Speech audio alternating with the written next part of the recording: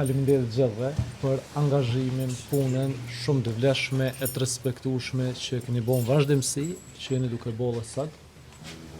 Është ditë e rëndësishme për qytetin e Mitrovicës, për qytetarët e Mitrovicës.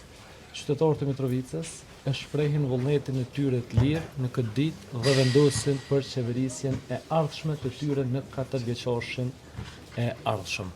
Unë bashkë me Dionën, sot në shkollën fillore Trepsha, votuam e realizuam drejtën tonë dhe i ftoj gjithë qytetarët e Mitrovicës që ta realizojnë të drejtën e tyre të votimit sot në mënyrë të lirë dhe të vendosin për të ardhmen e qytetarëve dhe qytetit tonë. A besoni zoti Tahir që do të ketë votim të lirë, të marrë parasysh në raundin e parë keni pasur disa ankesa nëse mund t'i quajmë dhe sa i përket angazhimit të kryeministrit e detyrë që ka pasur gjatë gjithë kësaj kohe, si e keni parë këtë ku edhe herën e kaluar e kam pyetur që deri vonë ka qëndruar në Mitrovicë, njësoj ka vepruar edhe gjatë ditës së djeshme.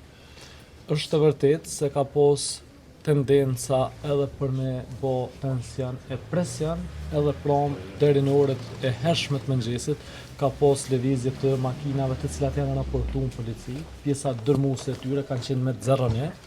Pra është pjesë e çështje që unë besoj se organet kompetente e kanë bërë punën e vet dhe janë duke bërë punën e vet, kështu që besoj tek policia e Kosovës, besoj tek organet kompetente, duke pasur parasysh që besoj tek këto institucione, besoj se edhe do të jetë zgjedhje të lira.